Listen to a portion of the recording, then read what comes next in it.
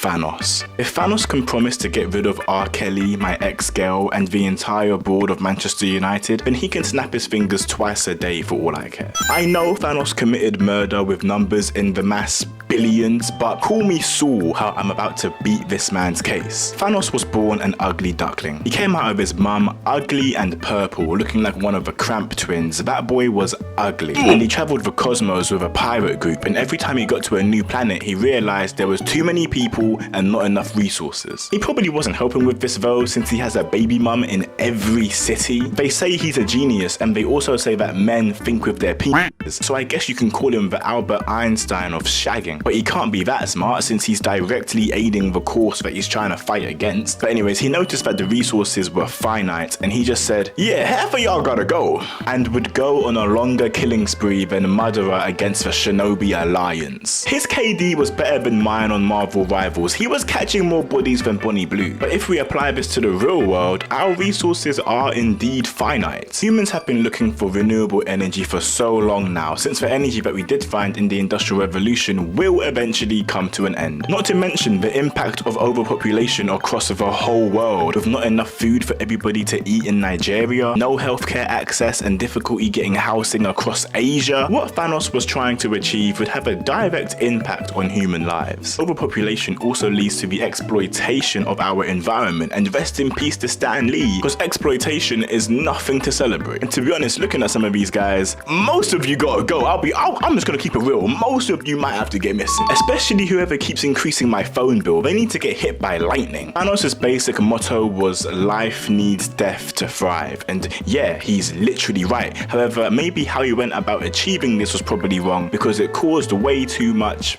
pain. Life runs on a cycle of hatred. We love it. Look at Kendrick absolutely thriving off of the deep abyss of hatred in his black heart for that sassy man. The cycle of hatred in Naruto is simple. You killed my friend, so now I'm gonna kill you, like over and over and over again. Kinda like a gang, right? Pain was born into a grey, rainy place that never had any sunshine. So him being born in the UK, he was born with the same level of misery as Will Smith's husband. This city was small and in between the big nations who were actually waging war with each other. So the innocent people's land just turned into a wasteland. Nagato, Pain's real name, watched his parents get put in that hidden leaf pack and then caught his first body as a minor. You would have thought his ops were Drake and OVO, but since the country's going through famine, he became hungrier than the ugly friend on a night out, until he met a boy and a girl who finally broke some bread. If he can't break bread, he fake. Fate led him to the Sunning, and Jiraiya taught him his motto: those who do not understand true pain can never know true peace. To understand one's pain, you need to feel the same pain. They both hated war. Peace was their only goal, so Nagato's friend Yahiko founded the Akatsuki, and their only goal was to bring peace to their nation, and they made a deal with their dictator. But that guy was slimier than them nasty bedrooms in the could-have-been love house, and he forced Nagato to murder his own best friend. This led to one of the most underrated anime crash outs of all time, in my opinion. He was just huffing and puffing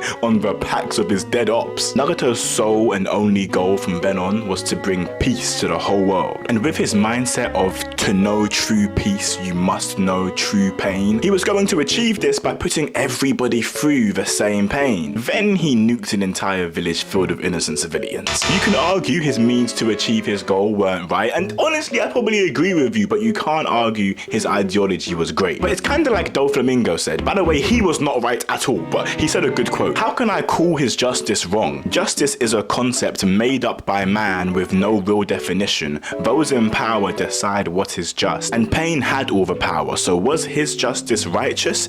I mean, that's a question for you guys to answer in the comment section down below. Also, leave a like if you're still here and you're enjoying the video. Also, make sure you are subscribed too. I need to reach 3K by the end of March. We're going for 10 by December, so lock in, the community is growing. Ice King perving on and kidnapping princesses is not right. I'm not saying that's right at all. I unsubscribed from Young Philly a very long time ago, but it's how he got there that is cool as hell. And out of respect, I will be calling him Simon from here on out. Simon was a curious man, and one day he stumbled upon a magical crown and he put it on his head. The crown would show him visions and whisper in his ear, very slowly but surely, driving him into insanity and driving away his precious princess, Miss Betty. Betty. Betty never wanted to leave. She even begged him to save her, but it was too late. Simon was now on his own. The effects of the crown were laying weight on him even when he wasn't wearing it. But at this point, he was still conscious and mostly sane, at least sane enough to proclaim he was scared. As you can see, my skin is beginning to turn blue. My body temperature has been lowering at a supernatural rate to what is now about 30 degrees Celsius. I don't know when it will end. I'm really scared.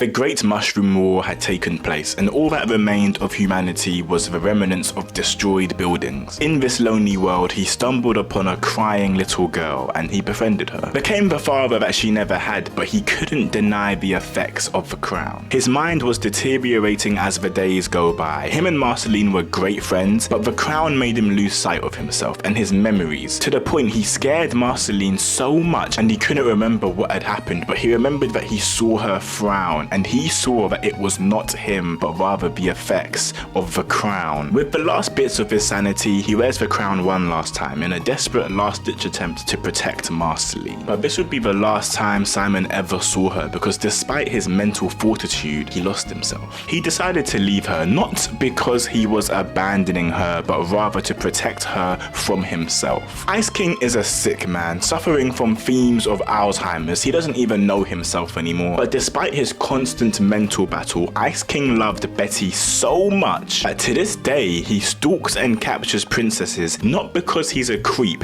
but because he's subconsciously looking for his princess, Betty. Man, I love Ice King so much, man. I couldn't really even say any jokes. Like, there's nothing to joke about in such a serious case. Like, I love Adventure Time. What a show, what a show. Killmonger. Dr. Umar has done more for Africa than Wakanda has ever done in their history. Dr. Umar also said that all this ADHD is a problem, but he calls it ain't no daddy at home syndrome, and Killmonger's got it bad. You tell me, by the way, if Killmonger, or Eric, was wrong for what he did. Listen to this. Eric's dad was the Prince of Wakanda, but he was airing out Wakanda's dirty laundry, so they dug their claws in him like when Shane Dawson's cat was trying to fight back. But his ideology was that he was trying to arm black people around the world so they can revolt because they're consistently oppressed all over the world. Killmonger adopted his dad's ideology, and when he saw that Wakanda were already playing GTA 6 on their PlayStation 7s, he was disgusted at the gatekeeping. So he decided he was gonna free all the vibranium weapons and overthrow a bunch of world governments. Killmonger, you're not Luffy, bro. Stop trying to be Luffy, bro. Basically turned the oppressed into the oppressors. That was his plan. Killmonger has a rightful claim to the throne, so he challenges T'Challa to a 1 versus 1. But it was basically a solo jumping, because T'Challa was looking like Pito at the end of it all. Killmonger had more bodies than those prisoners in El Salvador, and he was itching to add his cousin to that list. But unfortunately for the peace and pan-Africanist Eric, his cousin had 9 lives, and his name was the title of the movie, so GG. Your boy was cooked. They squared up for their final Agni Kai, but Eric got wasted, and then he dropped the coldest final words I've ever heard of all time. Nah. Just bury me in the ocean with my ancestors that jumped from the ships, because they knew death was better than bondage. But he was literally right, because after all this happened, Wakanda opened their borders, Wakanda shared their knowledge. Bro, Killmonger was literally right, just that his actions weren't just. But that would do it for villains who were right. Either way, I can talk about Chef Skinner from Ratatouille, I can talk about Stain from My Hero Academia, I can talk about Death from Puss in Boots. There are plenty of villains who were correct. So if you want a part 2, 3, maybe even a 4, let me know, and you guys will have it. Let me know your thoughts on other people who were right. Let me know if anybody here was actually wrong. I mean, to be fair, they kind of all are wrong. I'm pretty sure like 3 out of 4 of the list committed mass genocide. To justify that is a bit difficult, but I personally think I beat Thanos' case. I mean, just think about it. How many co-workers need to go? You know what I'm saying? But yeah, guys, leave a like if you enjoyed the video. Make sure that you are subscribed. Send this to all of your friends or anybody that you think would enjoy this kind of content. And guys, I will see you in the next video, which will be next week Saturday, I believe, again. For now, it is peace and love. Ooh.